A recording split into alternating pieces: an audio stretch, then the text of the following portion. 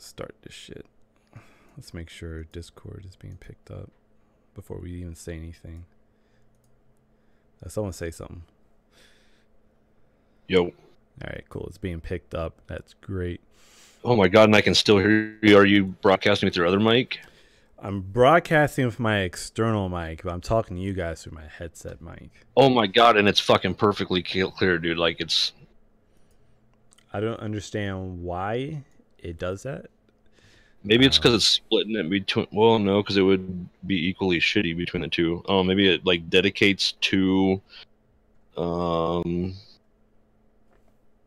the OBS, and so Discord just gets whatever's left over. I don't know. Yeah. Could be that. I have no clue. And I hate how whenever I copy a link, it's never updated. Like, YouTube is so terrible with that. Yeah. Like, it shows like it showed an older description, an older title, and then it showed like an old thumbnail. Like, it showed a description title older than that thumbnail. So I swear YouTube's a piece of garbage. Yeah. Like, it has my live stream thumbnail on there from yesterday, but it has my Star Wars Battlefront 2 description and crap from like the last time I streamed. Yet I changed it, and it's clearly changed when you actually go to the live stream. It's weird. So I have no clue, dude. I wonder if I still have... Yeah, I was going to get on... I used to have the username and password for the Jozu Commentaries Twitch shit, like, saved in my thing. But I recently, like, reset all my cookies and shit, and so it's not saved in there anymore. So it's not in your messages? Cause I'm pretty sure I sent that. Yeah, I was going to say, I think that's what I was going to look, was see if you sent me... Because I know you sent to me in a message. Trying to... Oh, there you are.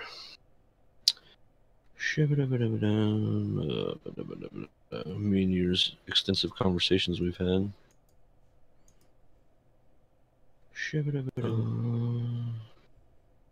Invite to your Discord.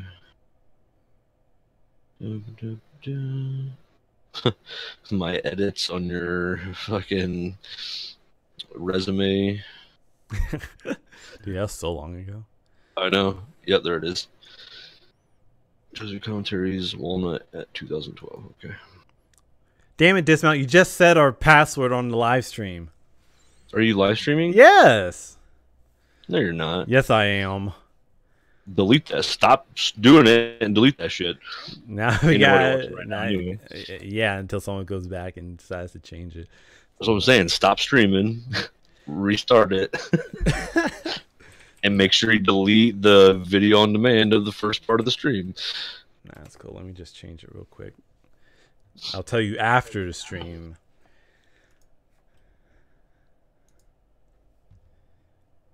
Damn it! You didn't say, "Hey, I'm live now." Well, we're live now. Thanks. We're live. Appreciate it. By the Over way, here talking random shit. Oh, that time when I edited your... Oh, Morpheus. Don't worry, I got you. I'll change this real quick.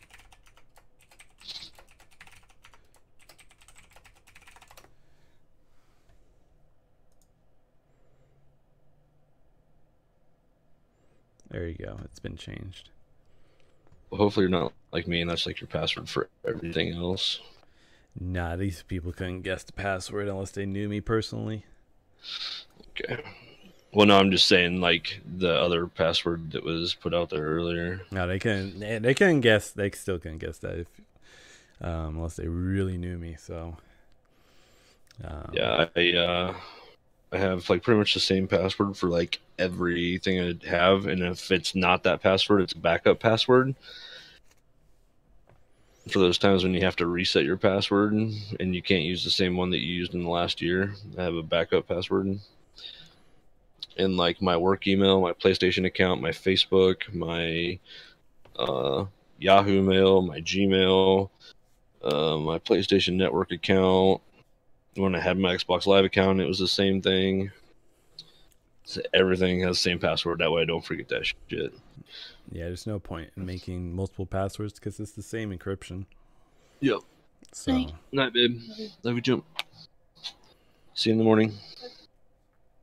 so I don't know where the heck Joe's at. It seems like he's connecting and disconnecting. What?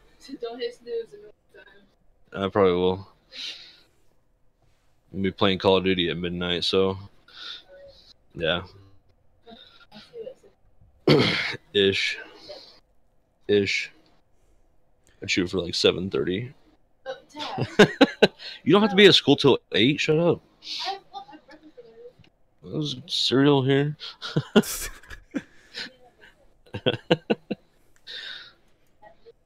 Huh? Okay. All right, I guess we'll start without Joe. He'll always show up 10 minutes late after we've already started 10 minutes, but well, I know he was like trying to get in, trying to get out, and yeah, he might need to just restart his computer or something, but we'll go ahead and get started. Welcome everyone to Beyond the Pixel episode 10. That's right, this is our 10th episode, and we've just been rambling for the past, I don't know, like 6 minutes, but that's okay. Happy anniversary, Shaka. Happy 10th episode anniversary. So, we still got that giveaway to do. That's still going on. So once we reach 100 subs, we'll be doing an epic giveaway of epic proportions. There'll be no giveaway like it. So I thought I said it in the beginning of the stream so people listen. But so Sonic versus Mario. We had Super Mario Odyssey, and everyone's touting that it's the best Sonic, the best Mario game out there. Hands down. Nothing can compete with it. And we're bringing back the 90s debate because everything in 2017 is about the 90s now. So hey, we're gonna bring back that debate. Does Nintendo still does what? I mean, what was it? The Sega still does when Nintendo don't? I'm gonna tell you no, because the clear winner here for a while has been Mario, just based on sales alone. But first, we're gonna start with the first question. And that is dismount. Are you a Sonic fan or a Mario fan? I grew up, when I was, 6 years old, I got my first Nintendo Entertainment System. And, of course, the only game I had for a long time was Super Mario Brothers and Duck Hunt. And then, of course, moved on to Super Nintendo. And I actually never owned a Sega Genesis, but my cousin had a Sega Genesis. And I remember going to their house on like weekends and stuff and playing this awesome game called Sonic the Hedgehog. And I just thought that the gameplay, the mechanics of it were so cool, but I sucked at it so bad. Like it was so much harder than Mario to get through for me anyway. It was more fast paced. Sonic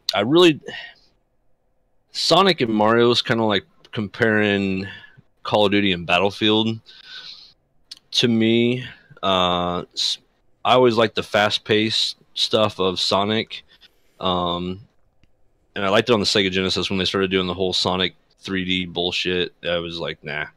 And Mario always kind of kept the same formula until you got to Nintendo 64, and I really liked Mario 64. So I'd probably have to say, put a gun to my head, I'd probably choose Mario over Sonic. That's interesting because if I had to choose, I would actually pick Sonic because I grew up on both. I had Sega Genesis, I had N64, but I didn't get Super Mario. Actually, my first like 3D Mario game wasn't until I would say Super Mario Galaxy because I didn't own a GameCube. God, that game was terrible. What are you talking about? The first one was awesome. I don't know what no, that game was terrible. That's because you didn't like the Wii nunchucks. I didn't like the Wii, period.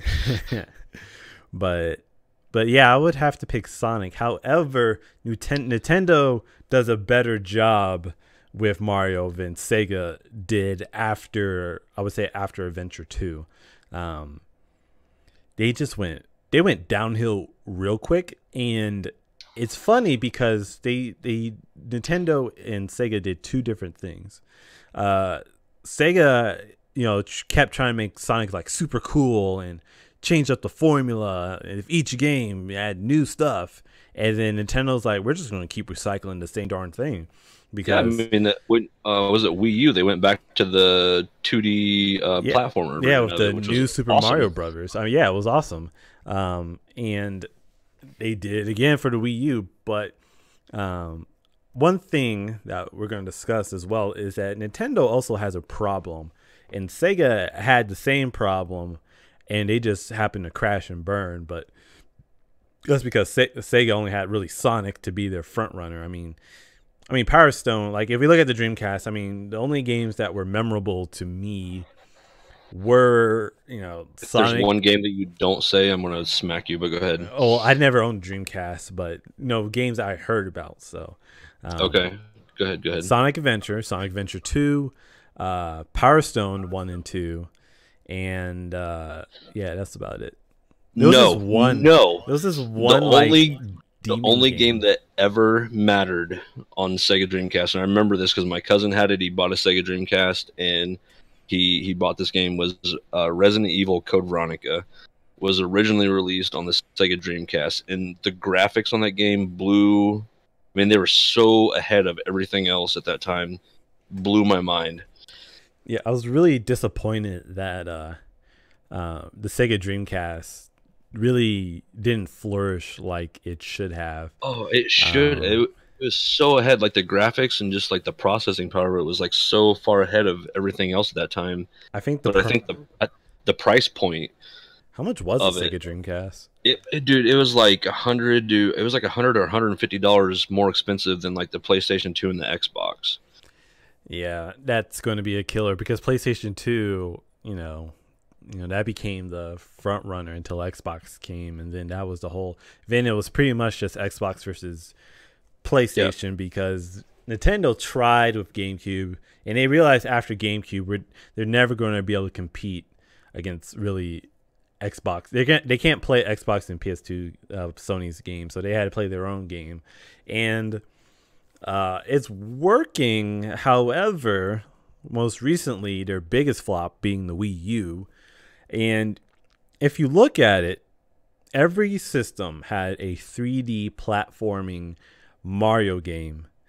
And if it did, it usually succeeded for the most part, For example, N64, we had the Super Mario 64, and then GameCube, we had Super Mario Sunshine. Even though it wasn't the best Mario game, there was a lot to issues with it, but it was still decent. It wasn't a terrible game, but it had some awkwardness to it.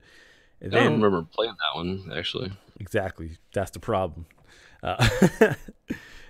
It wasn't. I saw it, and I didn't own a GameCube till it was already like in the Wii U stage, and I was like, oh, this thing's only like $30. I can get like Wind Waker and Sonic Adventure, and I love stuff like that.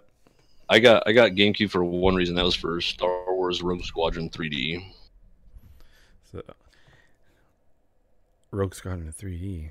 Yeah, it was like, remember Rogue Squadron was on Nintendo 64. Yeah, that game was awesome. Then they redid it for GameCube and like upped the graphics and stuff, and it was amazing on GameCube. I would have to go back and I would buy another GameCube and then have like a converter to make it HD. You need to. But to point out the problem, with the Wii U, we did not have a 3D platforming game. We had Super Mario Brothers Wii U, and I think that was pretty much it. I don't really remember having a really, this is the Mario game for this console. And it was pretty much like a sequel to the one from Wii. Right, it was just a sequel. It wasn't like a brand new, fresh, as fresh as you can make Mario game like we have now with the Switch.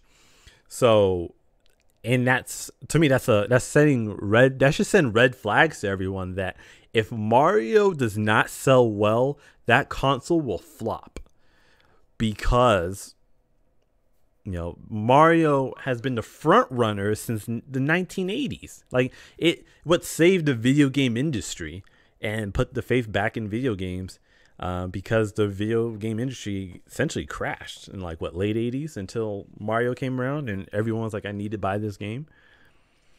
Yeah. So that's the big issue. And Sega obviously had faced that issue and crashed and burned and had to downsize and give up trying to sell consoles because their front runner is Sonic. That's why Sega's blue and he's their mascot. And if he doesn't do well, then he's not going to perform as well as Mario. So hence why we got a game like Sonic Mania. Sonic Mania was as an amazing game because it pulls a Mario. It redoes the formula and adds something new, which is fine. To me, that's how Sonic should be played. Because even though the adventure games are considered the best of the 3D era for Sonic, you could feel that they were not running out of ideas, but trying something new, and they kind of got away with it. Like, for example, the hub world in Sonic Adventure 1 was, if you were just playing that, it was kind of frustrating to find out what you had to do. And to me, you shouldn't have secrets in a hub world. Like, you should maybe have side missions that unlock secrets, but you shouldn't have to go to a certain position to do a certain thing to unlock a certain secret. Well, yeah, and to kind of get a little off the two that we're talking about today, Pac-Man. I mean, they had Pac-Man Adventures where they tried to do that, and I played that for all of about 20 minutes, and I just got frustrated with the game and never played it again. Like, you got to change it up to make it new, but you can't change it up so much to where people can't or don't want to play it. Yeah, looking at the chat real quick, I guess my mic arm is covering up the Team Jozu Facebook name, but yeah, I can't really do nothing about that, unfortunately, the way this is positioned. But the next question I want to ask you, Dismount, is will Nintendo ever crash? Will they stop creating consoles? Will they reach out to a third party to, will they be a Sega and have to sell their stuff on third party stuff? What do you think? I think, honestly, I can't speak like worldwide, but I know like at least here at our local stores, like the Nintendo Switch was sold out forever, and Mario wasn't even a part of that yet. The big seller for them, I think the big seller for them now is the Zelda series. And, of course they had the new Zelda at launch, and that was the big thing. I think at some point in time, they're trying to do too much gimmicky stuff with their consoles.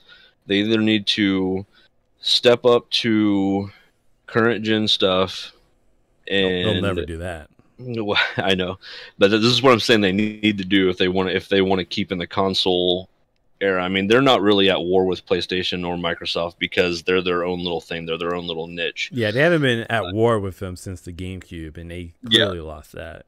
Yeah, so I mean, they have like console specific IPs like Zelda, Mario, Mario Kart, the games that people want to play that are only available on Nintendo. That's all they have going for them right now. And eventually, at some point in time, Sony or Microsoft is going to offer somebody enough money to bring those games to PlayStation or Microsoft or both, and then Nintendo's just out in the wind. And so I feel like at that point in time that Nintendo's just going to have to give up the whole console thing, and they're going to become like Sega, where they're just a software developer, not a hardware developer. See, one thing, if you look at the evolution of Nintendo consoles, you had your standard consoles, I would say up until GameCube. You had your standard consoles. And Yeah. then with Wii, Nintendo was like, well, we want the game to be more in your hands, so you felt more interactive with your game. And then with Wii U, they tried and ultimately failed with trying to make it more portable. And then now with the Switch, they made it very portable. I mean, it's essentially I would Yeah, say, it's basically a, right. It's a handheld. It's a tier two. It's a tier two 3DS without the 3D yeah. stupid 3D function you don't use.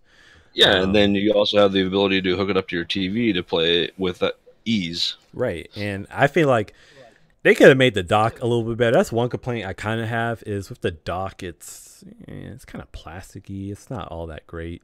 Yeah. Kind of. They could have made it kind of more like an entertainment dock, than what it is now in its current form. But it's kind of interesting because with the consoles, you foresee, all right, the next level is obviously a more powerful system that does 4K, because 4K gaming is now going to be the new standard of gaming, even though PC's been there for a couple years already. All right. But with that, hopefully 4K monitors become more accessible. It's just kind of a waiting game. Can't wait for 4K monitors. Right. It's gonna be awesome. But some of the early Black Friday specials that I've seen so far, I mean, you can get 4K TVs now for I think there's one at one of the big box stores for $149 this year. It's like a 42-inch 4K TV for $149. that's amazing. I know me and my wife got our her father 4K TV last year. And heck, they were cheaper than when the 1080p TVs first came out. Like 1080p TVs were like $2,000, and this was only like $500, $600. So for a 55-inch 4K TV, right? So you can't beat deals like that. But I'm kind of wondering what's the evolution of the Nintendo Switch. Do we get a Nintendo Switch Pro that has better graphics on it? Like what can we expect? Because for PS4 it's going to be a PS4X or whatever, or PSX or PS4K or whatever. That's PS5K or whatever, right? And with Nintendo, you can only keep doing having Mario save your butt like each time, and I feel like they're understanding that by really, I guess, focusing on their other first-party titles, bringing back Metroid, having a taste with Metroid 2 being redone, and I want to see a new Donkey Kong. I want to see Donkey Kong 64 remastered. That would be amazing. Yeah. Banjo-Kazooie. Awesome. I'd like to see Donkey Kong Country. Yeah, Donkey Kong Country, like on the 3DS. Donkey Kong Country was amazing. Oh, I played the crap out of Donkey Kong Country. So, but I wanted to bring us back to Sonic versus Mario. So, we still have one more Sonic game coming out, and it's coming out for the holiday season, Sonic Forces. Now, this is Sonic Generations was the epitome of, I would say, remastered or redone, because they brought back a lot of old levels, but they remastered it in the 3D realm. So my question to you, Dismount, is how can Sega make Sonic more relevant?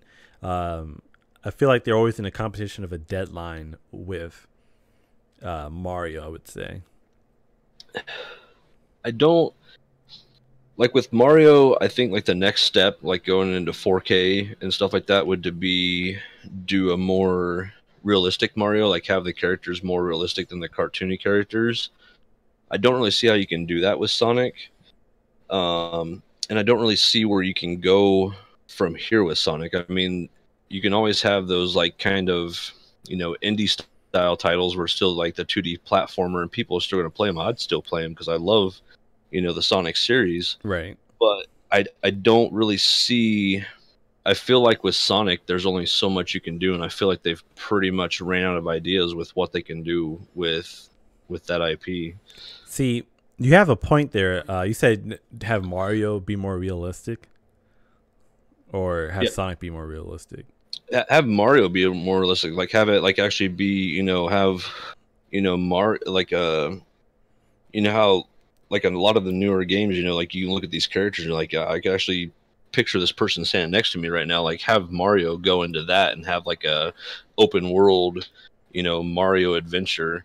Uh, See, Sonic, I don't really see where they could go with that. see, that's the funny thing that you mentioned that. One, I think they would never do that because here's the thing: Sonic did that. They did that with Sonic '06. They tried to make it more realistic. They changed the character designs of Eggman to make him look more like a realistic person. It was supposed to be more edgier. People died. Sonic died. Then they brought him back with the Dragon Balls, and it was terrible. It was the worst. It sounds terrible. It was the worst Sonic game you could ever play on a 3D platformer. And when Nintendo looked at that, they were probably like, we're never going to do that. And I mean, you have a point that I feel like Sega is running out of ideas. Hence, like the only way you could, I would say, keep it going is if they try to reinvent Sonic, and that's what they've been trying to do. They did Sonic Boom. They tried to do that, and the problem with Sega is their execution is absolutely terrible when they try something new. The only time it's actually been good was Sonic Adventure and Sonic Adventure 2.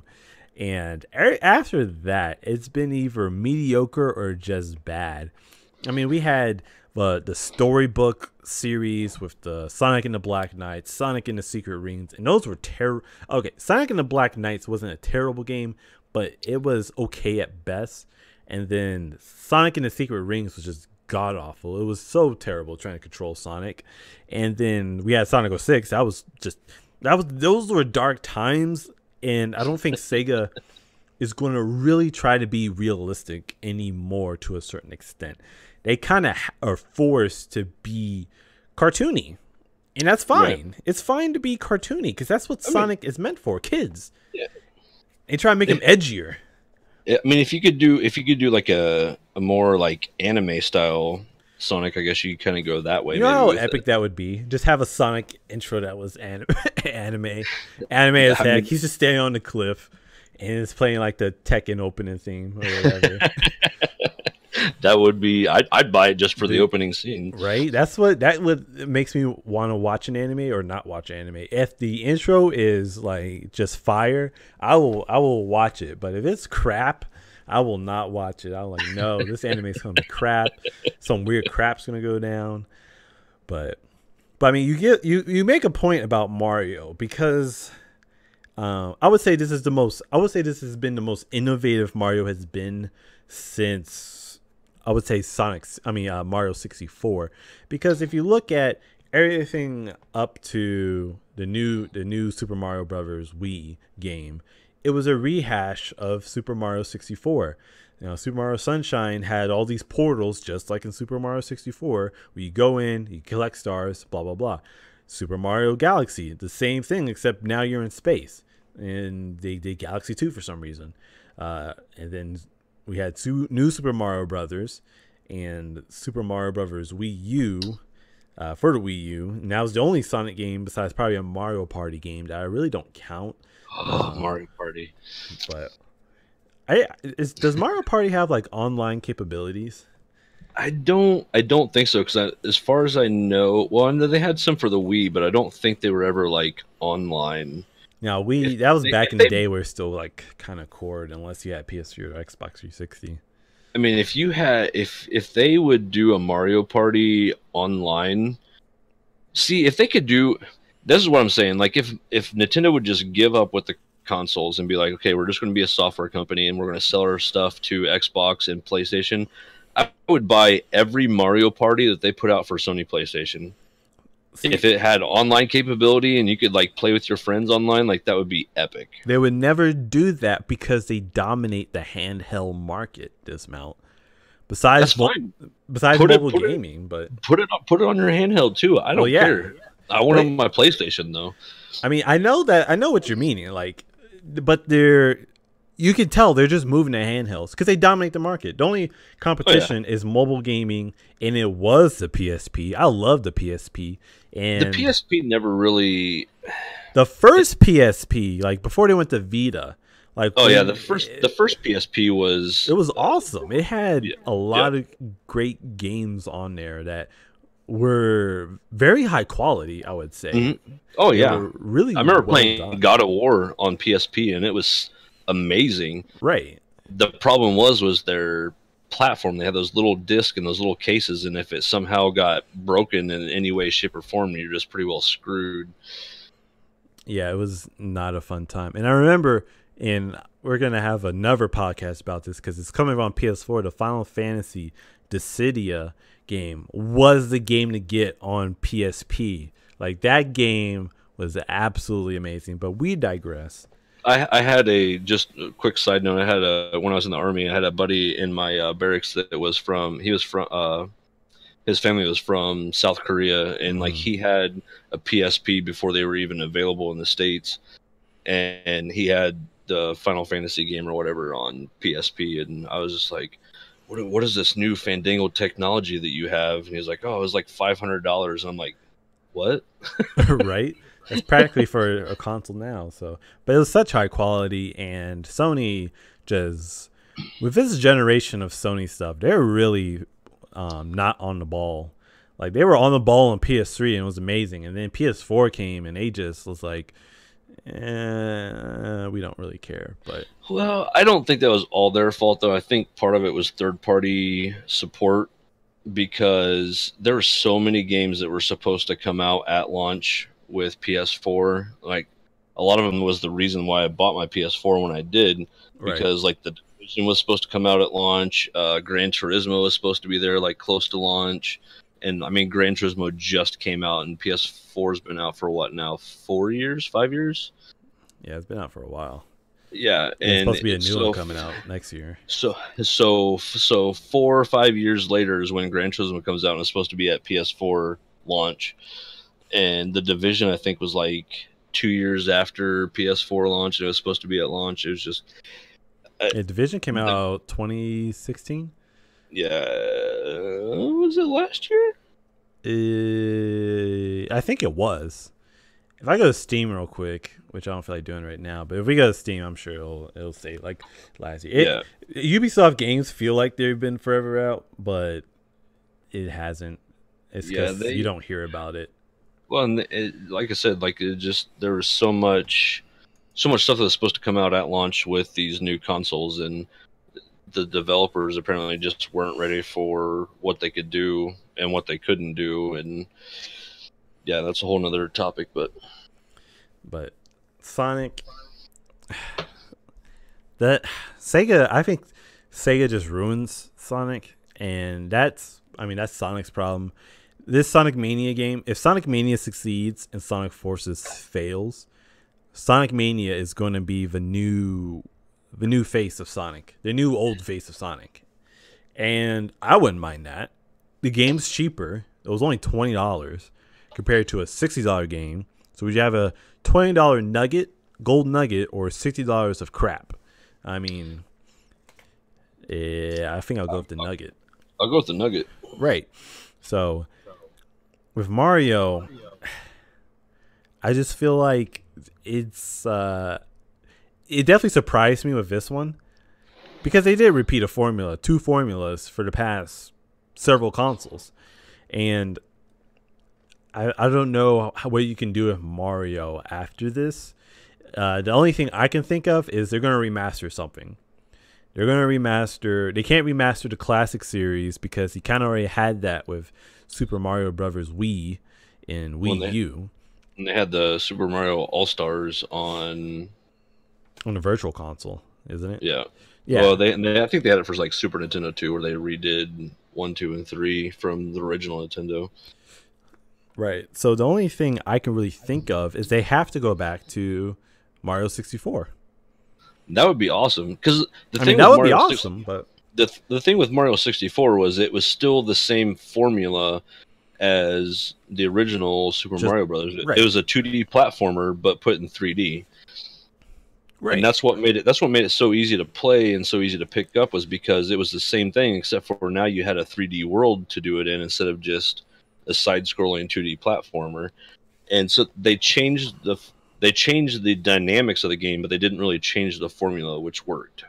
And it's funny because they actually remastered that game for the DS, and that game was awesome. It played so well on a DS. Oh man, However, I think it'll play well better on a joystick yeah. than a I D-pad, mean, but it was still amazing. you have that classic joystick on the Nintendo 64. Like you can't play Mario 64 without a joystick. Well, somehow you can play it on the DS, but in the DS version, you didn't just have Mario like you did in the 64. You could play as Wario, you could play as Luigi, and you could play as Yoshi. Nice. So, and they all did different abilities that Mario did in the first game. So they kind of spread out Mario abilities to these other characters. But I kind of want to see that again if they do it for the Nintendo Switch, which they ain't gonna do this probably for like another 2 years or so. If they I would do like to remaster see. I would like to see a co-op where, uh, if you're playing by yourself, you can still get through it, but you have that aspect where you have Wario that has a certain ability, you have Luigi that has a certain ability, and you have Yoshi that has a certain ability, and you can play as 4-player co-op. And like, to get through this gate, like, Wario has to be able to, he's got the iron suit, so he can sink through the water and hit this switch, and Right. Yoshi can fly, so he can go up here and hit this switch, and that's how you get through the gate. I'd like to see something like that, maybe. That's just Super Mario Wii but 3D, man. That's what I'm saying. Don't change the I- formula too much, but just enough to where it makes it new and interesting. Yeah, I think they'll do something like that with maybe the next 2 years or so. Maybe we'll get an Odyssey too. I never know. But I want to talk about Sonic's game coming up, Sonic Forces. When it first was released, it was just called Project Sonic. Very creative name. And then they came out with Sonic Forces. And have you seen the trailer Dismount? I have not seen it yet. It looks like a mess, honestly. I hate games that do time travel, and Sonic Generations did it right, because you undid everything that was done previously, which means nothing mattered for the most part.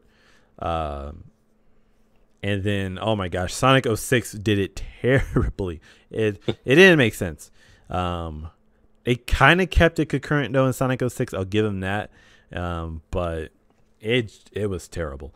So they're kind of doing that here because and some people on YouTube or Reddit tried to argue with me that this wasn't a post Sonic Generations. And if you look at the trailer, and have you played Sonic Generations? I have not. So if you play Sonic Generations, it probably only takes you like a couple hours to beat it. If you was just to speed through it, super easy to get the the Chaos Emeralds, and at the end of it, at the end of Sonic Generations, you have Dr. Eggman and other Dr. Eggman, classic. I'll just for purpose of keeping them separate. Eggman, I'm gonna call it, is the modern Sonic villain, and Dr. Robotnik is the classic Sonic villain. There you go. So at the end, Dr. Robotnik and Dr. Eggman are in some void because they mess with some time god to rewrite history and caused a Back to the Future scenario. So Sonic and classic Sonic, I'll say that to keep those two separate, did a bunch of crap to clear everything up, and bada boom, bada bing, they were the winners at the end of the day with the power of teamwork and Chaos Emeralds. And Dr. Robotnik and Eggman end up in some void. I don't know how they were supposed to get out of this void, but in Sonic Forces, this is a post-apocalyptic world. This is where Sonic actually lost or something, and now you have to fight to reclaim victory for the side of justice. And the reason I say it's connected to Generations, because in Generations you also fought bosses from previous games and played stages from previous games, is because you also see villains from previous games. You see Chaos from Sonic Adventure. You see Shadow. I don't know why he's alive. I mean, you see the classic Robotnik stuff. You see, I think, some evil character from Sonic Lost World or whatever. You saw him. So there's some type of timeline here. There's some type of, we mess with the timeline, because also Classic Sonic's in there. So if Classic Sonic's in there, I just hit my mic pop thing. Probably broke it. So if you have Sonic, Classic Sonic, you have all these past characters. You cannot tell me that they messed up the timeline and we now have Sonic Forces. Like, you cannot, unless I missed something in the facts, you cannot tell me that this is not a Sonic Generations sequel. You just can't, because that's exactly what it is. So this amount, I feel like from now on we're only going to have 2D Sonic games. I really want this game to succeed. I really love it when Sonic tries to do new things. I mean, they did like Sonic Colors really well with the incorporation of the little wisps that did magical things. I mean, that's about the only thing they've done well to incorporate new things. But, you know, I mean, Sonic Unleashed kind of had some new things. They had Boost. They incorporated the new Boost function that Sonic can now do on his own. Maybe not the Super Warhog sections. They probably could have just omitted that entire part, but, you know. But then they did Sonic Boom. Oh my gosh, that was a crap show right there. I don't know what Sega was thinking with Sonic Boom. I mean, they changed the characters, like designs. They look completely different, which is fine. You know, you can change things up, but you gotta execute on it. And they didn't execute. I mean, there was even a TV series. I didn't even think it lasted 12 episodes. Oh, I remember that. Yeah. Honestly, the last Sonic game that I played was Sonic 3D on the computer. That's terrible. Dismount. That's the worst thing you could have ever said to me. I played Sonic 1, 2, and 3 on console, and then I bought this. It was some kind of Sonic pack on PC, and it had like Sonic 1, 2, and 3, Sonic and Knuckles, and Sonic 3D on PC. It's funny because actually Sonic and Knuckles is supposed to be like the DLC to Sonic 3. Sonic 3 and just Sonic 3, because it's supposed to just be called Sonic 3 and Knuckles. Instead of just Sonic 3 and then Sonic and Knuckles. I think that's what it was. I think it was Sonic 3 and Knuckles. Yeah, that's the completed. For some reason they released it separate, but I think if you put Sonic and Knuckles on top, because you can connect it on top of Sonic 3, like if it had that functionality. Or I think it was opposite. I think you put Sonic and Knuckles in, and then you put Sonic 3 on it, and then it was Sonic 3 and Knuckles.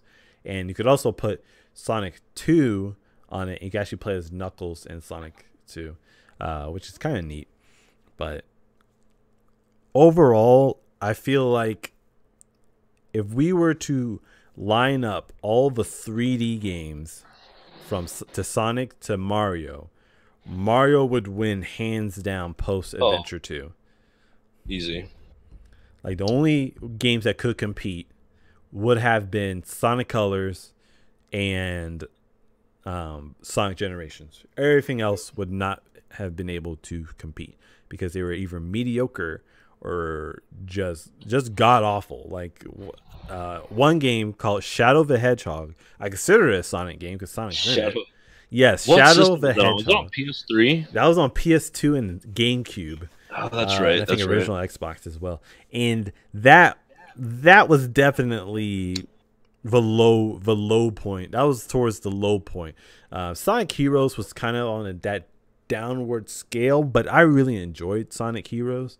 I think people give it too much crap than what it actually deserves.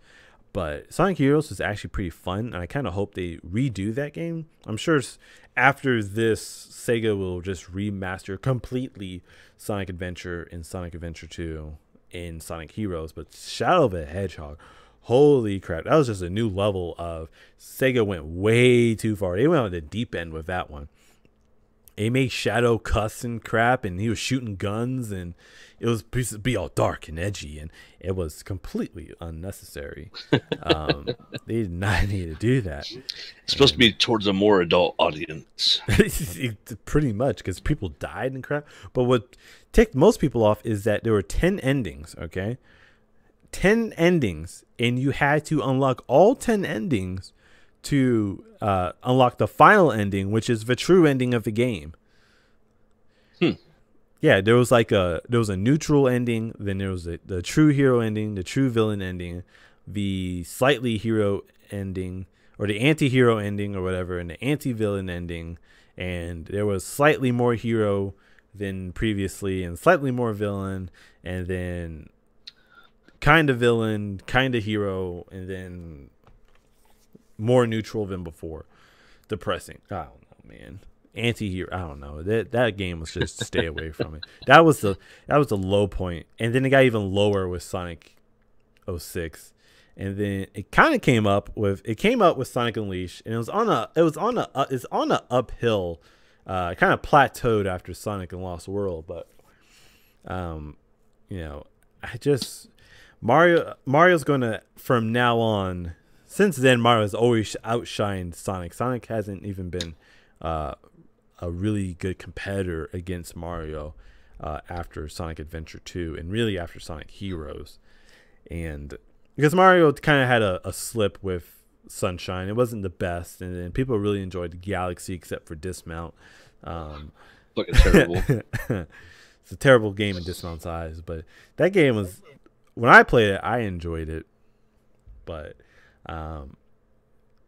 it's just, I think Mario in the 20th century, I would say pre 64, I think Sonic had it made. Sonic was the winner, I would say, of the 20th century pre 64, and I would say it's tied pre GameCube, and then post GameCube, Mario has been a winner ever since.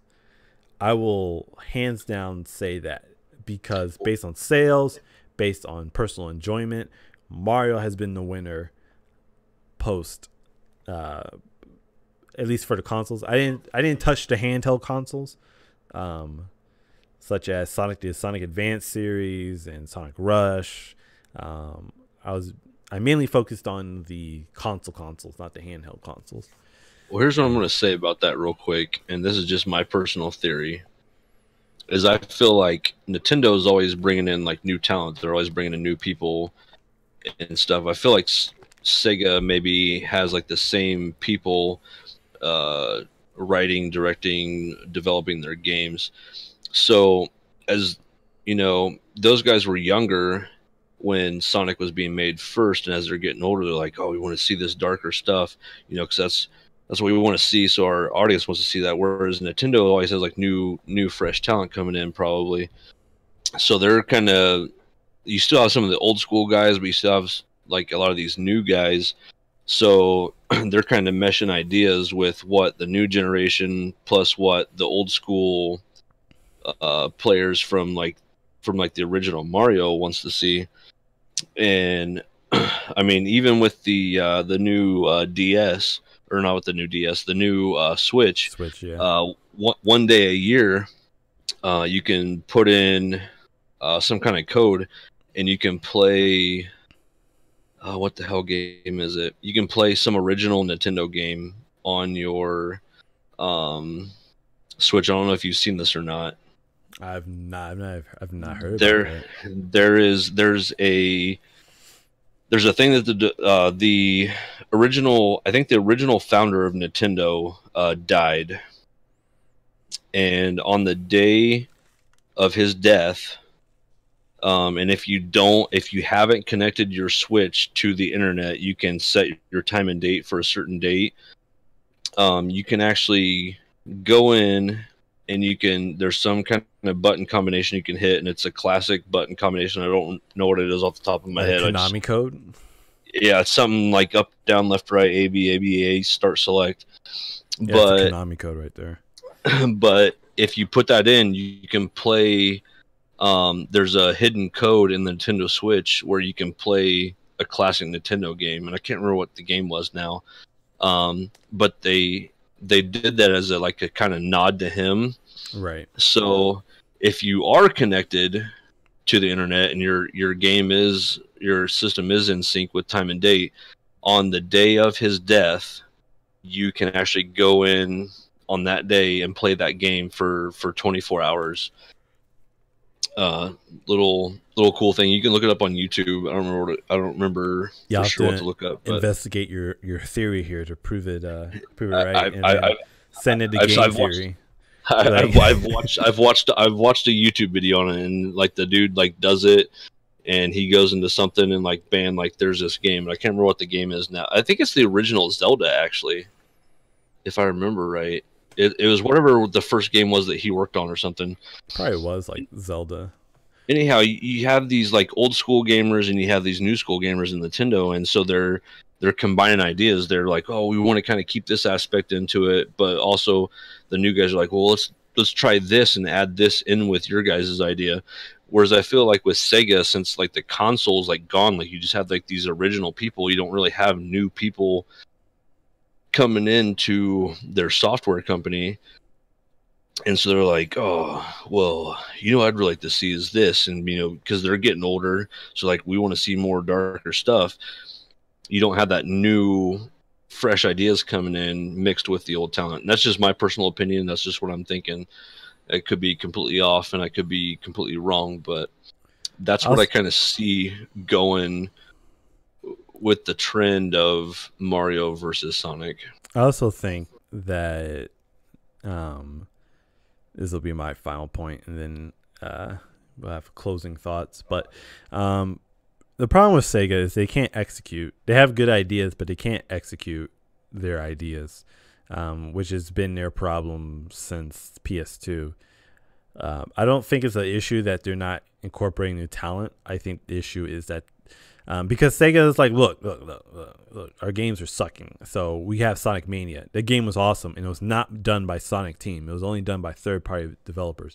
So it's not an issue that they're not incorporating new talent. It's the issue that Sonic Team just needs to just completely be disbanded, and they just use third-party developers to create these new Sonic games, because it's clear that if Sonic Team cannot deliver, then I'm going to go with what's working, and it's making us a lot of money, and our fans are enjoying and bringing Sonic back to the limelight.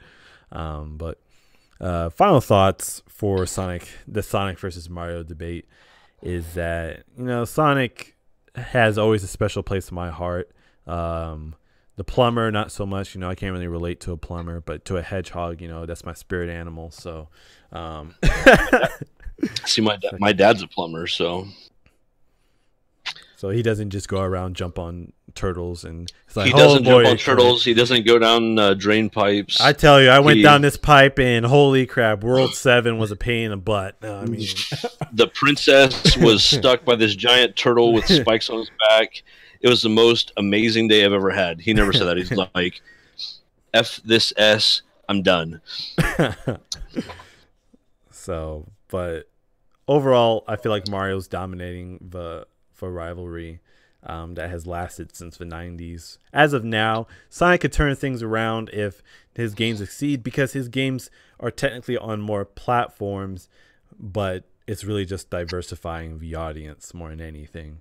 Being on PC, Xbox, and PS4, you are reaching more people than you would say a Nintendo, but you can only find certain things on Nintendo, so that's where they have the advantage. Which is funny, because you could only get Sonic games on up to GameCube, and then Sonic Heroes was the first game that you could get on a different console, and then every game after that was on different consoles besides Nintendo, which I think is hilarious. But that's all the time we have for episode 10 of Beyond the Pixel. So make sure you hit Happy that episode happy episode 10, our 10th anniversary. Not really our 10th anniversary, our 10th episode anniversary. Hit that sub button. The closer we get to 100, the sooner we get to that giveaway. Exactly. Hit the subscribe button so you can get entered into the giveaway. We are doing a $10 Steam card giveaway. Not a, but three $10 Steam card giveaways. So make sure you hit the subscribe button, hit the bell button to also be notified of when I upload reviews and when I go live for these Beyond the Pixels. I mean, that's why you guys are here, Beyond the Pixel and reviews. So make sure you subscribe.